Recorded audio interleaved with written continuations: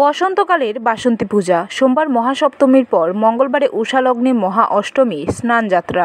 অন্যান্য বছরের নিয়ে এবছরও মহা ধুমধামের এর সাথে অষ্টমী স্নান পর্ব চলছে অন্নপূর্ণা ঘাটে। তেলিয়ামুড়া পৌর পরিষদের 10 নং ওয়ার্ডের অর্থাৎ খোয়াই নদী সংলগ্ন অন্নপূর্ণা ঘাটে এই স্নান পর্ব চলছে মঙ্গলবার উষালগ্ন থেকে। স্নান করে পুণ্যার্জন করার জন্য মানুষজনদের উপচে পড়া ভিড় ছিল খোয়াই নদীর অন্নপূর্ণা ঘাটে। বেলা বাড়ার সাথে সাথে মানুষজনদেরও ভিড় বাড়তে থাকে খোয়াই নদীর ঘাটে। এ যেন এক জমজমাট অষ্টমীর স্নান পর্ব। এদিনে নদীর ঘাটে অনেক পুণ্যার্থী তাদের পূর্বপুরুষদের উদ্দেশ্যে তিল জল ও দান করেন।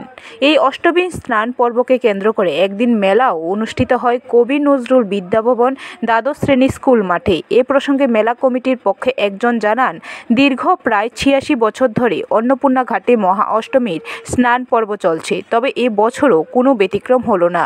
স্নান পর্বর সাথে পাল্লা দিয়ে অন্নপূর্ণা মন্দিরে চলছে পূজার্চনা। কতদিন আজকে কি মেলা টেলা হবে? আজকে তো মেলা চলছে, অনেকগুলো ট্রেন এসছে, তারা সবাই যার যার স্নান থেকে মায়ের মন্দির দর্শন করে মেলায় চলে যাবে। স্নানের মেলা নিয়ে কি বলবেন? এই আমরা স্নানের মেলাটা এটা অনেকদিন পুরানো, এটা আগ্রহ। ব্যুরো রিপোর্ট, খবর ত্রিপুরা।